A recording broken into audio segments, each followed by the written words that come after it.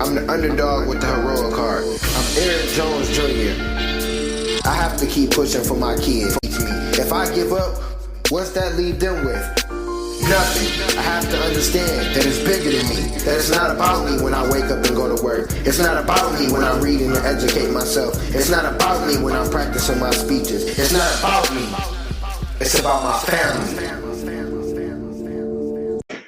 Hey, you're now tuned in to Underdawg Talk podcast. I'm your host, Eric Jones Jr., the underdog with the heroic heart.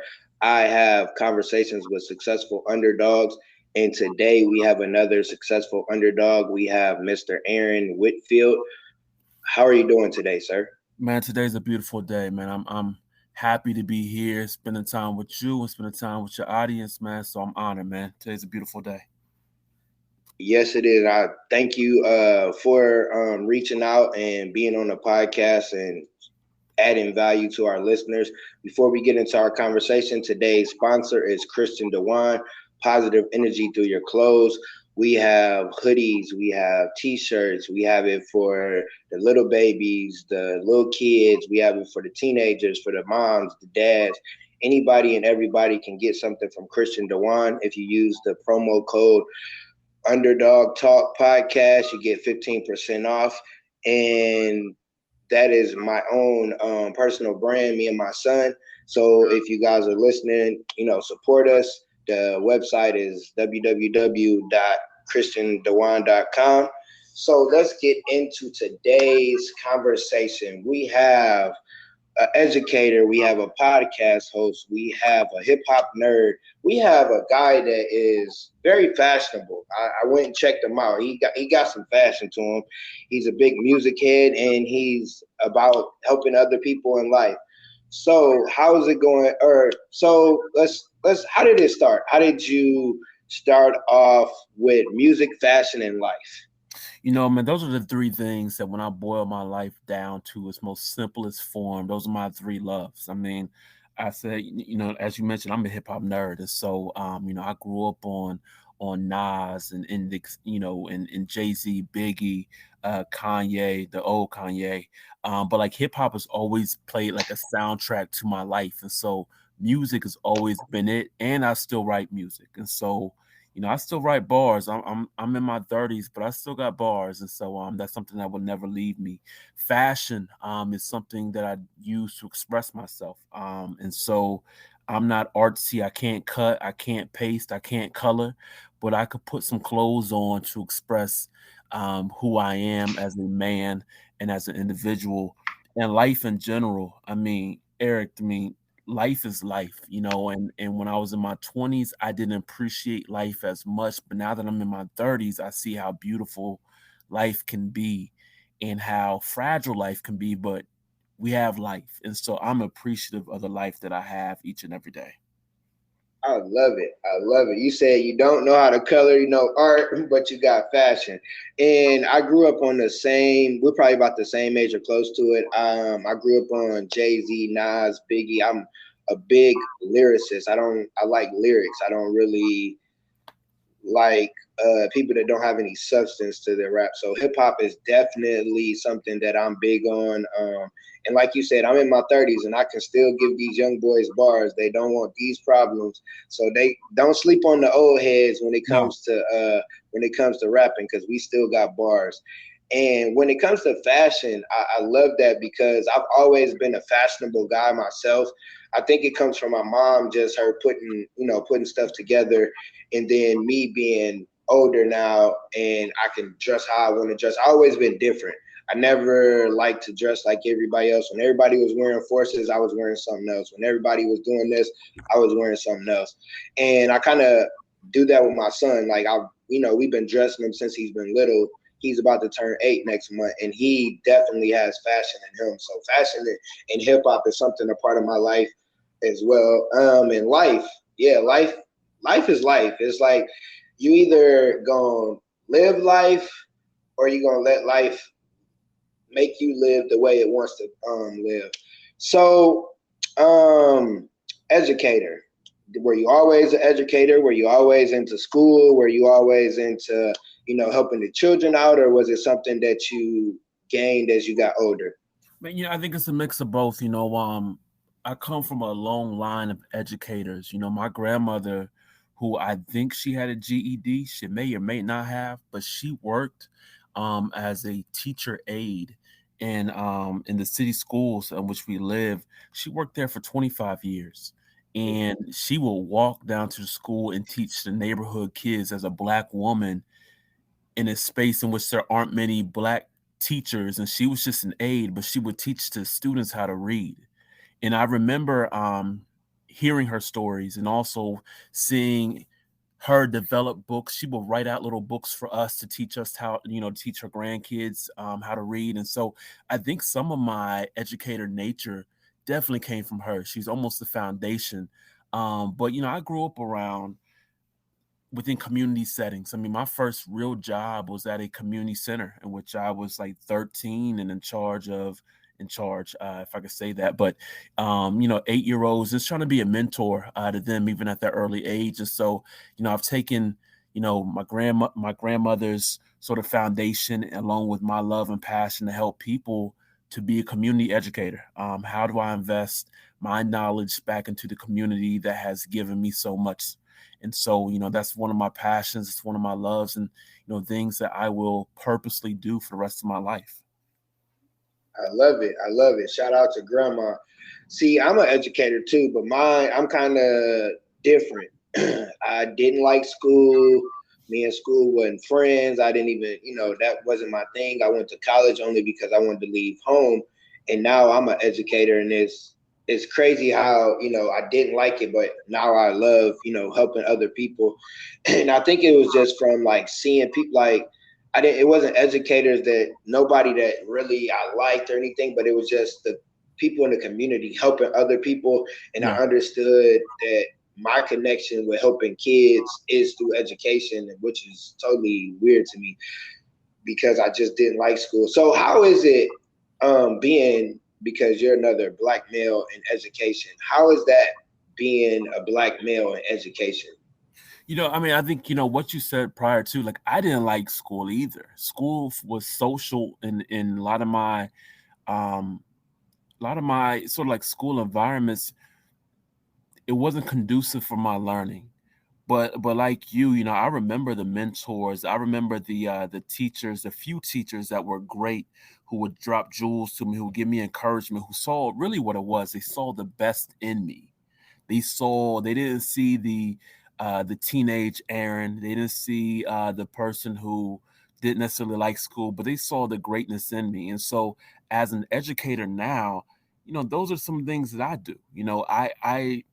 I try and I make an attempt, an effort to see the best in people and see the best in my students and see the best in my mentees and because you need that person to see greatness in you. And so I take what I do as a black educator, as a black male, as a black, as just a leader in the community. I take that very serious because we all need people to see greatness in us. No matter what age, we're in our 30s, we still need people to see the greatness in us. That way we can strive to achieve great things in this life. And so as an educator, that's my paid position. But truth be told, an educator, that's more so within my life purpose than anything. That's my purpose of why I'm here on this earth, to encourage, to motivate, to invest, and also to show people just how great they are. I love it. I love it. I'm I'm the same way. I teach preschool, so I teach the young kids. But every morning when we come into class, we do affirmations, and they might not get it right now, but they're gonna remember, the different stuff that we go over every morning, because I want them to see that they're great even at the young age that they are. And that's kind of how I am with education, because I worked at an elementary school and I worked with special needs kids, but just being one of the only black males in the school, the gen ed kids would come and they would reach out and they talk, and you have to see greatness in the youth, because you were a youth. We all were young. We all had our ups and downs, our behavior, whatever the case. but every single person that's born has greatness in them. We just gotta, get it out of us. And it takes someone, male, female, whoever it is, someone that you look up to, someone you're around, to tell you that you're great. Because sometimes your family might not tell you. Your family might see it, but they might not tell you. But it could be a complete stranger, and they tell you, and you sitting there like, I knew I was dope. I knew it. I knew I was dope. And that's kind of how I am. I'm the cool teacher. I'm still figuring the education part out, but I make sure that I let the kids know that they have something in them and that they can be great. So you're a youth and family development specialist. So when you work with the youth and the family, how does that go? Do you just work with the kids, or is it where you follow up with the parents? How does that go for you? Yeah, it's both, because you have to have that connection, with both sort of sides and both sort of parties. So, really what I do, I act as a bridge, in bridging the two sides, together, communicating with parents and letting them know, their child's feelings, or some of the pressures that the child may face, while also having enough wisdom as a parent and as an adult to communicate with the child. And so, just being that bridge, whether it be in youth and family development, or just in general, I often act as a bridge of people. I actually think that's my greatest gift, and especially having the perspective of being in my, almost, oh my gosh, late 30s now, that, I could see the perspective of those who are in their 50s. I could see that perspective because I'm not too far away, but I also have enough understanding of, knowing who I was at 17, 18, 19, 20, 21, and knowing sort of my mindset back then. So it's an interesting place to be, just in this age, and being able to act as a bridge between these age gaps that need to communicate, that need to heal some of that divide, that need to find purpose in each other. And so I love to act as that bridge. I love it. You like the J. Cole song. You're kind of like the middle child. You're young enough to have old heads, but you're old enough to be an old head to the younger people. And being a parent, I think being a parent and working in education helps a lot, because you kind of understand a parent's point of view and you understand the child's point of view because you have your own children. So that definitely helps. And I love that you say you bridge the gap. I was thinking of the song Bridge the Gap when you were saying that. And sometimes people don't understand that there's a gap in generations, because we're about the same age. So our parents' generation, it was do as I say, not as I'm told. You was getting a whooping first, then maybe some questions was asked later. Nowadays, kids go off of what they see you do. It's not. Yep. It's like, I remember, because I have a daughter. She was younger at the time, but she had checked me on something. It wasn't like in a disrespectful way, but it's like, you said you was gonna do this, but you ain't done it. So how can you tell? And I sat back and I was like, ooh, okay, I get it. I get it. With the kids, you have to show them what you telling them. So it's like, if you're telling your child, hey, do your chores, and you ain't washing no dishes or you ain't cleaning up the house, what's going to make them do it? Because they're watching everything that you do. And I think sometimes the older generation doesn't see that it's a newer times. Like, kids aren't going outside and playing like we did. It's a technology world. So bridging the gap is very important, because you understand, like you said, somebody that's 50, and then you understand the younger people, and you can put them together in the same room and have a conversation to help them out. Because sometimes the older people feel like just because they are older, they don't have to listen to a younger person. Absolutely. And I think that's totally wrong. And I had to learn that myself, but I've always been a person that speaks their mind, no matter how old I've been. And that used to get me in trouble. And now it helps, because people are listening, because I have knowledge to give them, and as well as you. So I think you're right on target, because I think that's the difference between, a couple of things you said. Just, and being an educator, an educator, I think there's a difference between an educator and a teacher. I think a teacher is only there to disseminate information, pass out information, but an educator is there to not only pass out information, not only to teach, but also to learn. And I think we're at a stage now in our 30s in which we are, in some ways, we are the elders in the room. We may not see ourselves as elders, but like to people in their 20s, and in their late teens, like we are the elder statesmen, and it's important that we show up. It's important that young people, that young adults, that folks, in their college years, that they see the next step, and because we're the next step, it's important that they see our presence, and that we help bridge that gap, because we have to help pull them up somewhere, and they have to see where we are as human beings, as men, as women. They have to be able to see our next steps, because if they don't have elders around them, risk pop up. We see that all the time in hip hop, with a lot of rappers dying at an early age. What happens? Well, they don't have accountability. They don't have elders around them. They don't have people around them to tell them no. They don't have people around them to encourage yes. They don't have accountability, protection, and we have to service that. So, I definitely agree with you.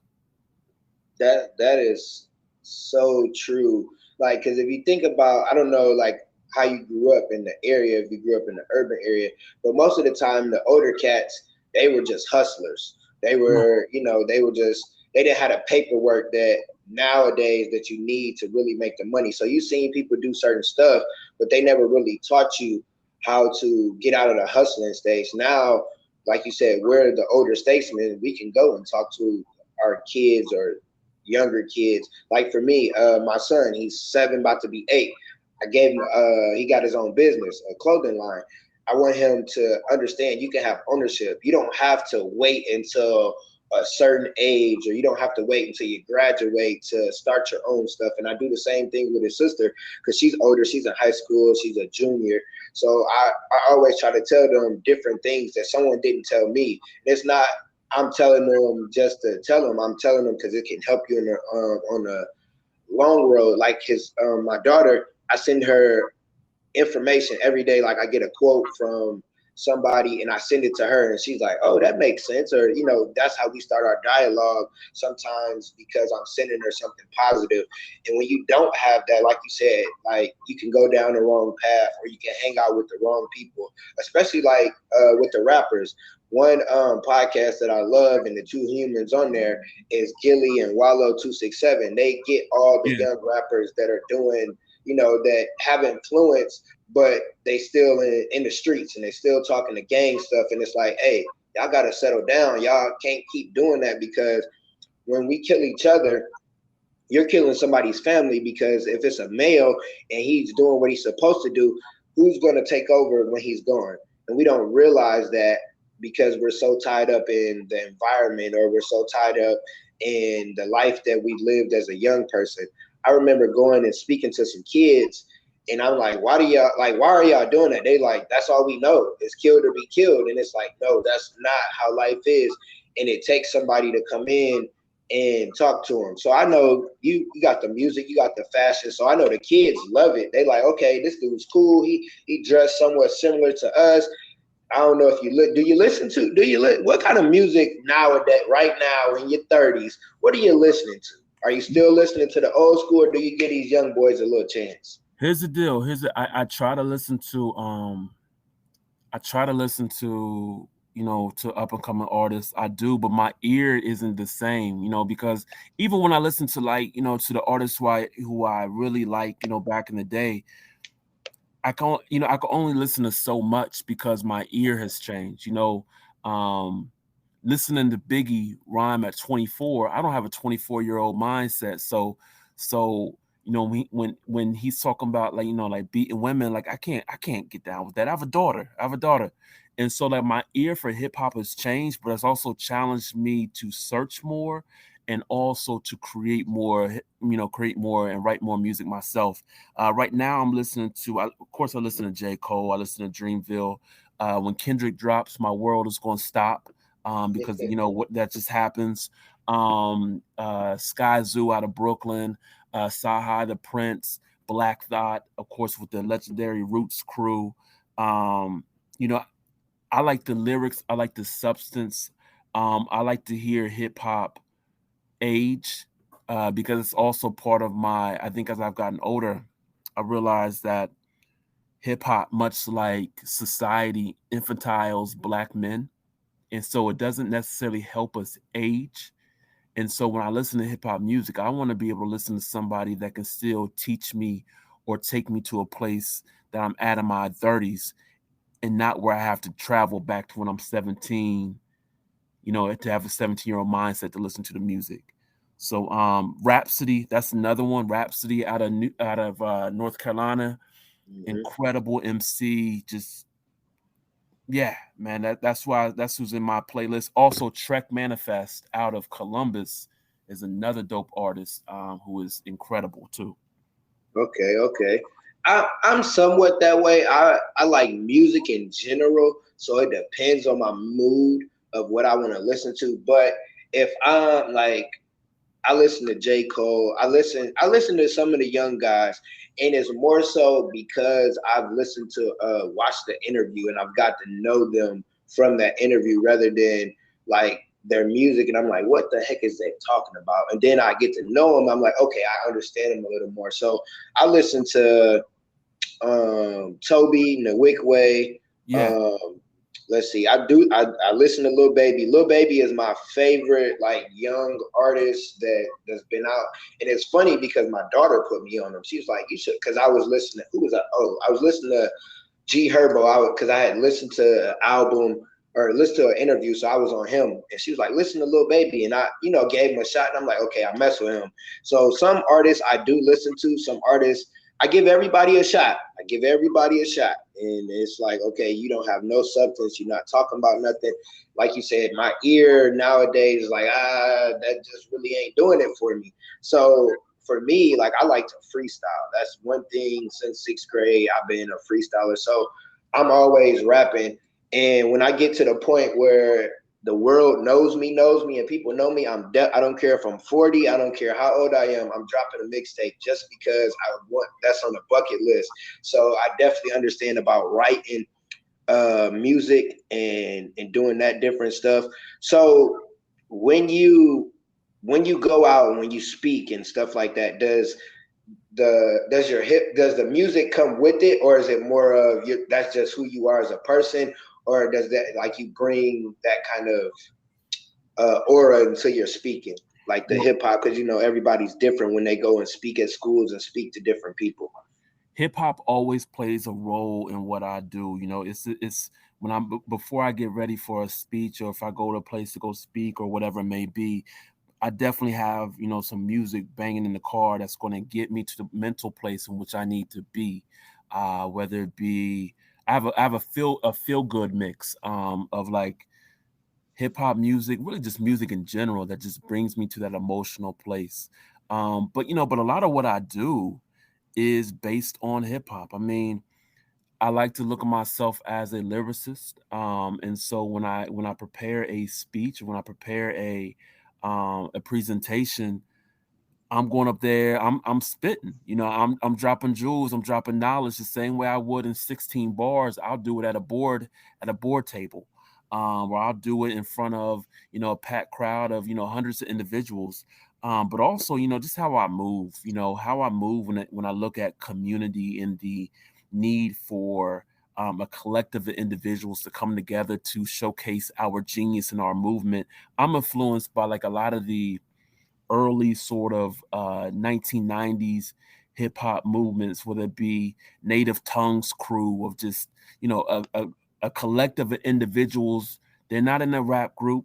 They're all their own individual artists, but they show up to support each other. So like I'm influenced by like the Crews, or like who's another, the Uma, with Jay Dilla and Q-Tip, their production crew, and Ali, their production crew, and just they will put out music and beats and just title their production crew as the Ummah. And the Ummah means community in Arabic, I believe. And it wasn't about like getting their individual names. They're all huge artists individually, but they just want to put out something that shows the community. And so when I look at what I do, I don't care about bigging up my name. I'm not in this for the lights or anything like that. I'm not in this for my own fame or my own glory. I want all my people to eat. I want my crew to eat. I want all of us to eat. The work gets done. The work gets done, and we just keep it moving, because that's what the movement does. That's what the crew does. I love it. And that's how I think that's how we have to look at life. Like when you work with different people, you might have somebody that speaks about something else, somebody speaks about something. Everybody brings something different to the table, but the goal is to impact the youth or impact those that need help. And that's the big thing. A lot of people don't understand community as they should, because back when we were kids, it was the community. If you lived in a community, like you couldn't do nothing wrong because you knew the neighbor down the street was going to tell your mom, or they was going to check you, or it took a village. And I think people have went away. People are starting to come back around to that, but that community is a village. Everybody helps everybody. Everybody has some type of strength that they can help and add to the table to help the world be a better place. And that's how hip hop is. That's how music is. When you have different collabs of different people, or like when you had Jay-Z working with the rock groups and different stuff, everybody has their own thing, but it's all to bring people together. And that's what my podcast is about, like bringing different people together on different topics and different stuff. Because if you don't bring people together to have the same goal, then the goal is never going to get met. It's just going to be you trying to do everything on your own, and you'll get burnt out. That's why you need community. That's why you need other people to work with and help you out. So what is the value of value self? Man, the value of valuing self. You don't value self, then you'll allow other people to devalue you. Like, we have to understand, and it's important that we as individuals, we as men, women, that we understand the value that we bring each and every day. I used to not believe that I had value, and it took until being about 30 for me to realize, like, yo, I bring something different to the table. I bring skills to the table. I bring a different perspective to the table. I bring passion to the table. I bring vision, wisdom, energy to the table, and that's value. And so once I realized that, and it's a constant sort of road of progression and realizing I have value. But once I realized that, I understood that whatever environment I went into, I could change the game. Whatever environment, whatever boardroom, whatever space, that I can go in there and change the culture, change the mood, change the vibe, that I could change really someone's life. And so value is so important. Each person that's listening to this podcast has value. Each person that's listening to this podcast has skills, has a different perspective, has a different way of going about achieving their own genius or greatness. And that's valuable. And so we have to understand just how much value we hold. That way we can invest that value into other people and turn those moments into greater momentum. I love it. I love it. And the same thing with me. I don't think I understood value in myself till I was about 30. And a lot of it had to do with me being born with a disability and people looking at me and judging me and, just trying to get through life. And then once I hit 30, it kind of was like, you are valuable. Like, you do bring something different to the table. Like when I go into the school, when I worked in an elementary school, it's mainly women, majority white women. Well, no, our school is kind of diverse, but I'm coming in with the baseball cap on, the headphones on, T-shirt with some positive words on it. The kids like, oh, what up, Mr. Eric? This and that. And it's like, I could tell there was people in there like, who is this guy? But then those same people, when they had that kid in their class that was cutting up, they would come to me and be like, hey, I need you to talk to him because I brought something different to the table because I understood with kids, I'm still young. I don't dress like the young kids, but I still dress to a certain degree close to them.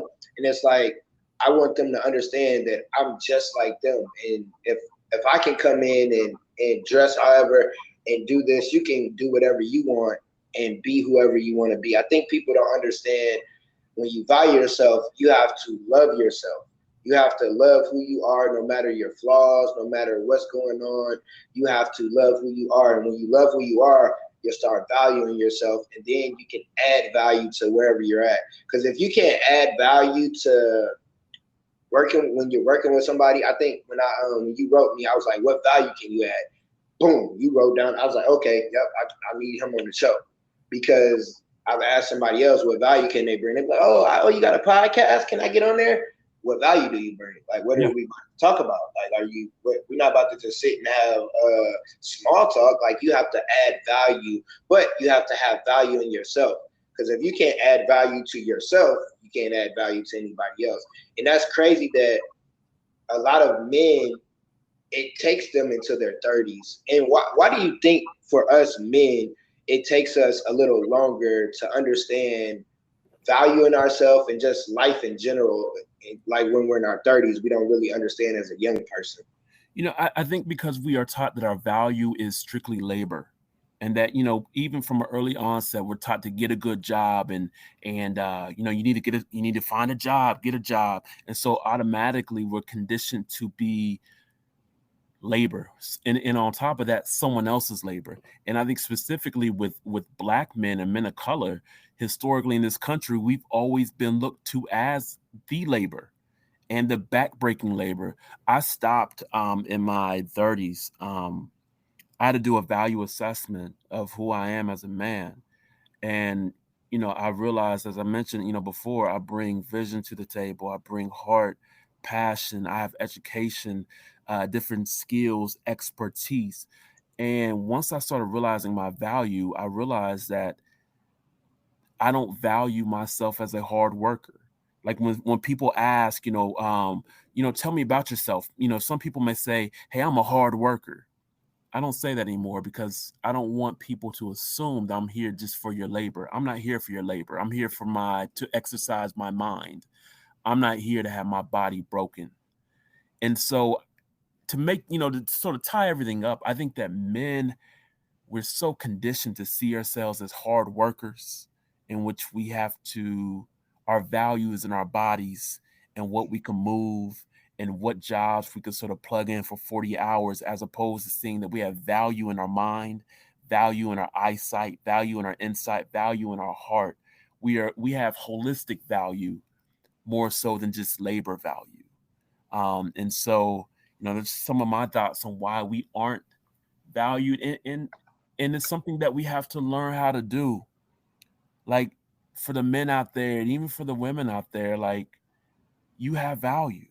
You have value, and you have purpose, and you have passion and pursuits. You are different.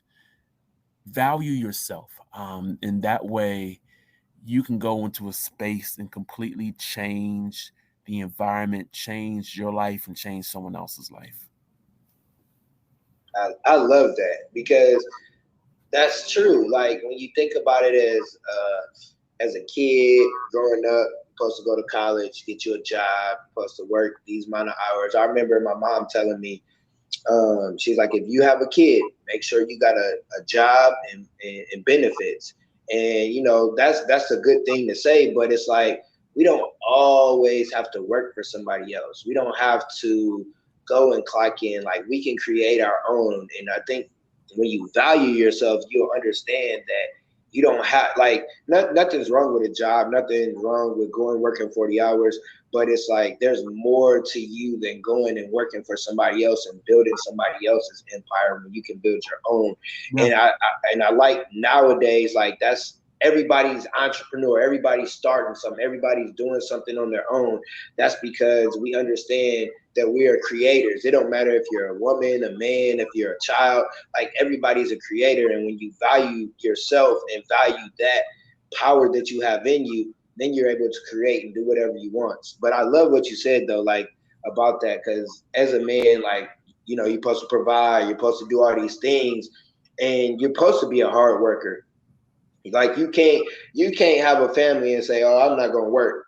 You're not gonna have that family no more. So it's like, but you have to turn that hard work into what works for you and Yeah. what helps you in your life, because you're a hard worker, you're an educator, you're a podcast host, you do all these different things, so you work hard, but you're not somebody that's going to somebody else's empire and building and working your ass off and working it for them, but you're doing it to learn what you can learn from that company so you can build on your own. And I think a lot of people have to understand that nothing's wrong with having a job, but don't build something else for somebody else. Because guess what? They could call you tomorrow and say, "Hey, we don't need you to come in no more." What you gonna do? If you're so stuck on building somebody else's thing, you have to be able to create your own. And that's from valuing yourself. Because like you said, everybody has a purpose. God put us all on earth to have a purpose. It took me till I was 30 to understand why I was born with short arms. Like, it's to impact people, it's to tell my story, it's to go through all the hardship that I had to go through to get to the point where I can tell people how to not have to go through different things because I went through it.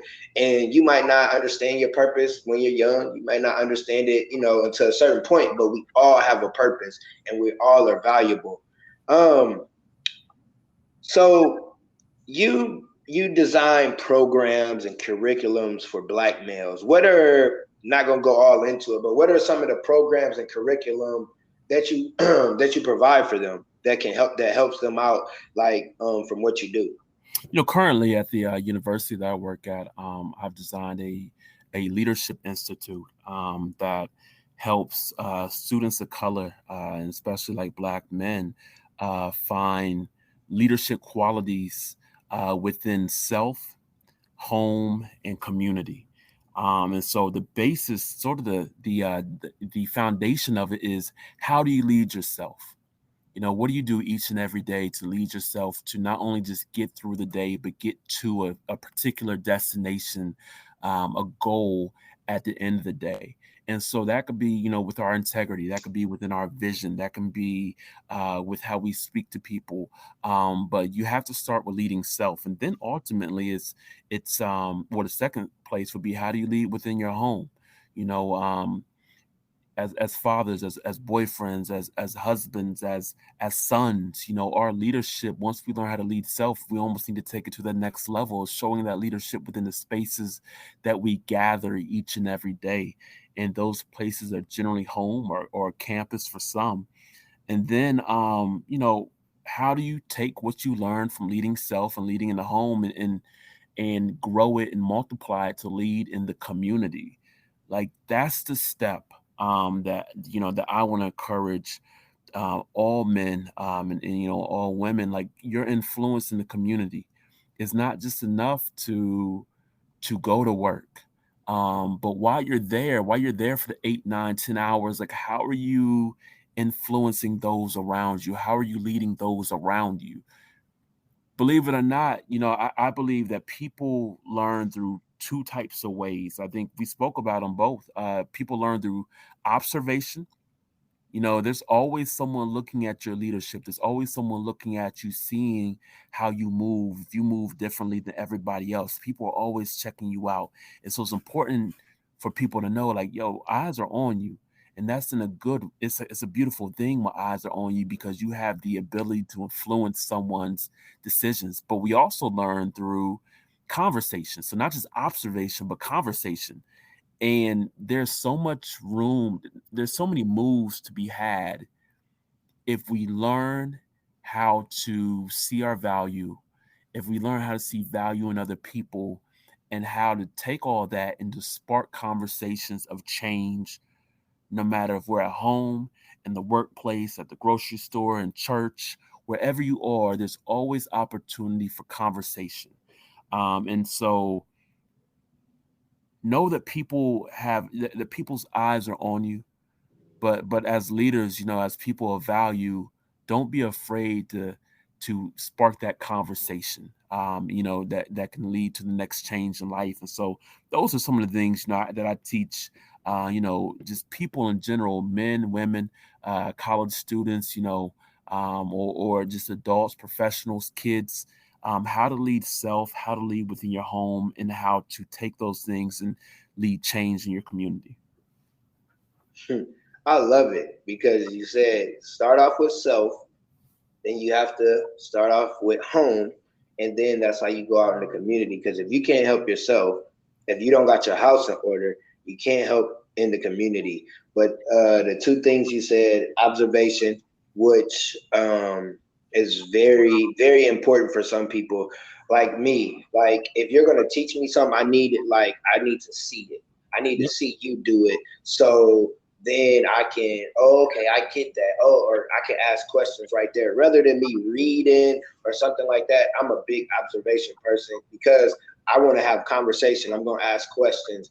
I'm going to ask you, hey, all right, now let me try and you observe me and tell me what I'm doing wrong.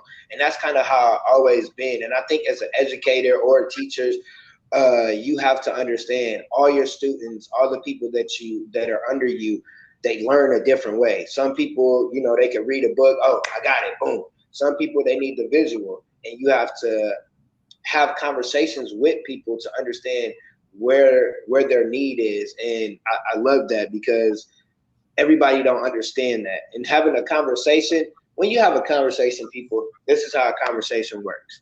Someone talks, one listens. After a person's done, the person listening talks. The person that was talking listens. It's not where you talk, cut somebody off. That's not a conversation because that's not going to get anywhere. And I think people don't understand the value of conversation because conversation can get you far. Because if you have a conversation with the right person, they can help you get to the next level, or they can tell you something that you can do to get you to that next level. So it's very important to have conversations with people. And I had somebody on the podcast, and he was like, when people walk by and say, me and you are walking by in the hallway, hey, how's it going? Good, good. That's like a saying hi. How you doing? It's like saying hi, but it's like, how you doing? Tell me how you're doing besides saying you're good. Now you got to think, how am I? Now that might spark a conversation. They might be going through something and they just talk to you because you sparked up a conversation rather than saying, hey, how you doing? Oh, I'm good. And you go about your way. So very important to have a conversation with people. I have a question for you. Do you have conversation with yourself before you have conversation? Like in that first part that you said, you have self, home, and community. Do you have conversation with yourself? Absolutely. I have to, a lot of my dialogue, sometimes it's external, like, I'm a runner. And so sometimes, when I'm running that extra, 2-3 miles or whatever it may be, I have to speak out loud and have conversations with myself to find the energy to get to that next step. But also I have a lot of internal dialogue too. There's so much going on in my mind at a given point. And so, it's I have to drop jewels for me too. And so, and listen to my own advice, but also listen to the advice that I have, that I hear from other people. And so it's a mix of, it's a whole lot of conversation, external dialogues, internal dialogues. But yeah, I absolutely have conversation with self. Definitely. Yeah, I do too. Sometimes people see me, they might, hey, what's wrong with him? But I have conversations, with myself. And I've been like that since like a kid. Like, I think I like playing basketball. That's one thing. And I got it from KG. Like, I would watch, KG is one of my all-time favorite, and I would see him, just always talking to himself. And it's like, you have to, if you don't have that tough conversation with yourself, you're not going to be able to have tough conversations with others. So that's why I asked that, because sometimes you got to sit down, look in the mirror. You might have to write it down. You might talk it out to yourself, but you got to have those conversations with yourself so you can understand how valuable you are and how you can help other people, because sometimes life will punch you in the mouth and you like, okay, what's going on? Or you get off the horse and you don't know, how to get back on the horse. And all it takes is you to talk to yourself. I heard Kevin Gates say, all geniuses talk to themselves. And that made me feel good that he said geniuses talk to themselves, because I'm like, okay, I'm a genius. I might not look like it, I might not speak like it, but I felt good hearing that from somebody else, that they talk to themselves, because sometimes people will make you seem like you're crazy or something of that sort. But I think conversation starts, for me, I don't know how everyone that listens to this, it starts with God, then it's me, then I have that conversation with whoever is needed in that, in that conversation. So this has been a great conversation. We've talked about all kinds of different things. Just two educators talking. You're at a university level. I'm at the beginning. You're at the end of the level. I'm at the beginning of the level. So it's good to talk to somebody in education, especially another Black man, because it's not a lot of us in education. It's not a lot of us. So I got a question. We are both where we need to be, man. Like, I appreciate talking to another educator. Like, this is life, man. And so we're both influencing people, man. So yeah, this has been dope. So before I get to the 3 tips, just got a question. How is it, how do people look at you as being a Black educator, like in where you're at? Because I know for me, it was different it's different for me, because I got the little kids, and they like, oh, is he gonna be in the class with the girls? How do they go to the bathroom? This and that. And, I got a lot of challenges, especially because I just started in preschool, so it's been a lot of challenges. But what kind of challenges, or do you have any challenges, or how do people look at you as being a Black educator? I'm fortunate. I work in a space on campus in the Office of Diversity and Inclusion, and so I work with a whole lot of with a whole lot of people of color. And so, as a student success coach, they're sort of used to seeing, at least at the university level in this space, educators and administrators of color. But what I bring is different, and so I know a lot of my students, they're not used to the authenticity that I bring, to the care that I bring, to the realness, to, like, when I ask you how you're doing, I really want to know how you're doing. And like you said, when you get that I'm good, I'm going to ask you, what can I do to make you great? And so they're not, that is it's a challenge, but it's a welcome challenge, and it is an expected challenge. And so I would like to think that I bring a little something different to the table when it comes to being an educator, when it comes to being just a person. I really want to know, how can I invest in your life so that you achieve your greatness, so that you achieve the things you want to do, so that you influence your community, so that you live holistically well. So that's just the type of person that I am. I love it. I love it. You say you're authentic, and that's a lot of people don't have, especially being in the school system. Like, I mainly speak at high schools, and I worked in elementary. So a lot of people aren't themselves, or a lot of people want to act a certain way because it makes them look better. I'm me. I'm me wherever I go, and that's good that you're you wherever you go, especially when it comes to kids, because kids watch, and you want to know if you're a good person or not. Go around some kids, they'll let you know. Because if they don't rock with you, it's something about you, and kids love you being authentic. I don't know, I was about to say something else, but authentic. It's like kids like to see you get frustrated, like to see, okay, he just got frustrated, but he figured it out, because now they're watching you and they're like, okay, he did that, now I can do that. So I applaud you. For being yourself, because a lot of people aren't themselves, especially in education. I don't know why they want to be, somebody else, or try to act like the, kiss butt, or to the administrators, or whatever the case. But when you're yourself, that's what helps change the world and change the people around you. So the 3 tips, let's see, 3 tips on how to value yourself. Somebody, they going through it, they got it in them. They had moments where they showed a little bit of their greatness, they showed a little bit of their purpose, but life smacked them in the face and they like, I don't really know if I'm valuable. I don't know if I add value. What are 3 tips that you could give people that they could take away from today and they could start using them to value their self? Yeah, absolutely. I think, the first would be to see yourself as purposeful and not positional. Do a real an assessment of who you are. Are you trying to chase the job position, or are you trying to chase your life purpose? Because the job position will burn you out in your life's purpose if you chase it too far. And so, are you a person of purpose? You're a person of purpose. And so see yourself as a person of, when you wake up each day, what type of value are you going to bring each and every day from the moment you wake up? Whose life can you change with an encouraging word?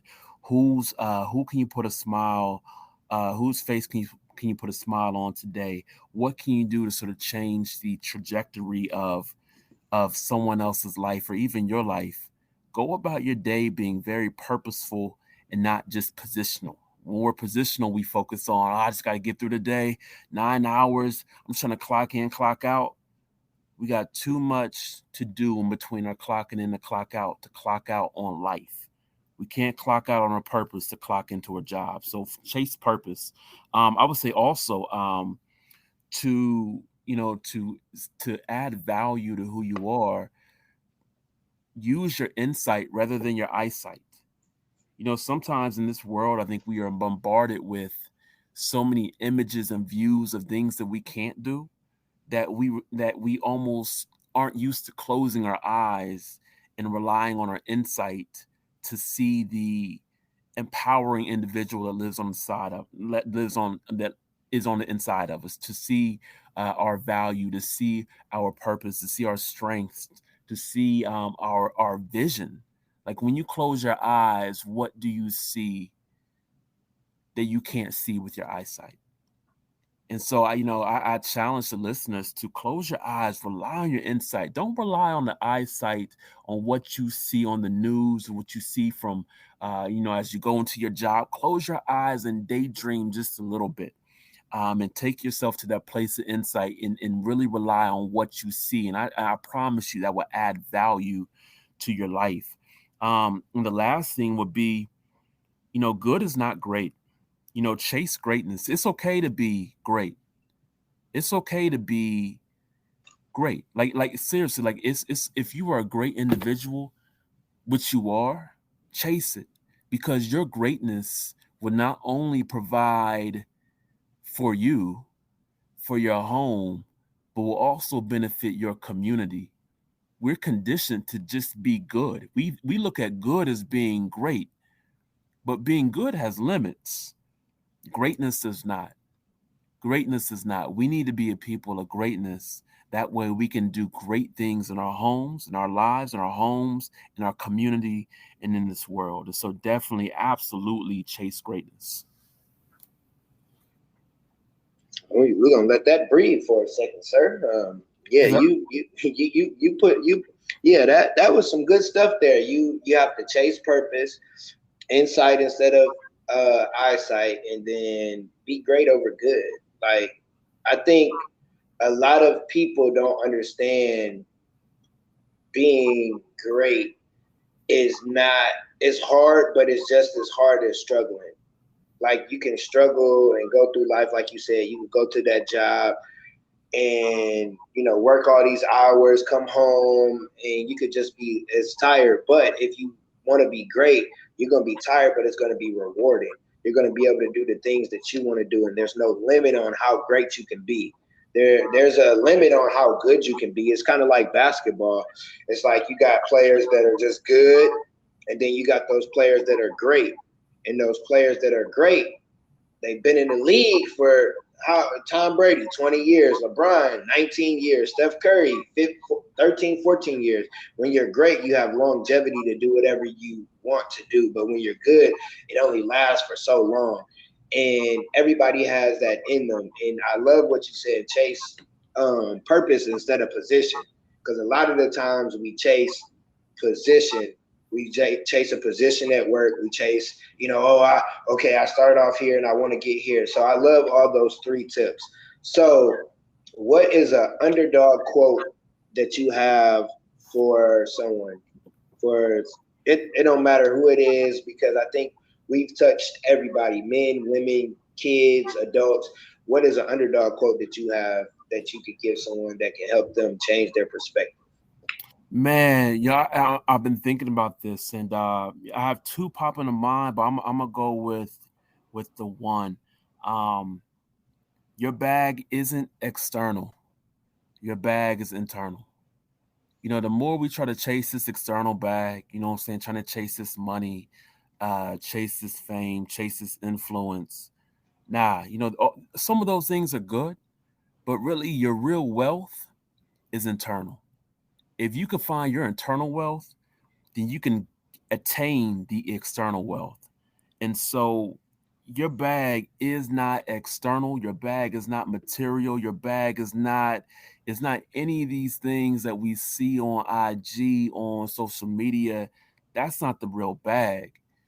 The bag is truly within you. Like, you are a person of wealth, health, and betterment. Chase that internal bag, and then all these external things that you need, that you want, you'll get all those, but your internal bag is worth so much more. Listen, sir, I almost threw my phone when you said that. Yeah, yeah. We gonna leave it at that. Your bag is not external; it's internal. Who that? Yeah, yeah. People got to understand that. If you get yourself together, everything else will come. Because if you get a bag and you don't got yourself together, if you don't know finances, maybe you win the lottery, maybe you get an opportunity, you get a lot of money. You don't know how to handle that little, then you won't know how to handle that big, and that bag gonna have a hole in it, and then you're gonna end up with nothing in the bag. So I definitely love that quote. So tell people how they can reach out to you. Tell them your podcast name, however you want people to reach out to you. Let them know. Man, yo, listen, get at me on IG at Black Introvert Podcast. There you will find my podcast called The Semi-Social Life of a Black Introvert. It's a dope podcast in which I give some of my introverted perspectives on life, interview guests, and I just share from my heart. It's all 100% authentic. It's for real people, real leaders, real change makers. So definitely add and subscribe to the Semi-Social Life of a Black Introvert podcast on Spotify, Apple Music, Google, any of the podcast streaming services. You'll find me there. But also check out my website. I'm doing some incredible things, and I would love to speak to your schools, your organizations, your community centers, your youth groups, your churches. There's something that I can definitely impart in each group that would be specifically for you.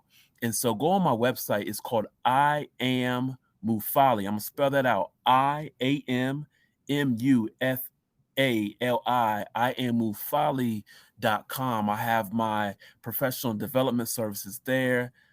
Like I said, I'm here with y'all. I want to be where you are. I will come to where you are to speak to where you are. That way we can get to where we need to go as individuals and as a community. So I greatly appreciate this. Oh, I appreciate you for coming on and adding value and dropping knowledge and having just a great conversation. Yeah, music, fashion, and life. That's what the how do you say it?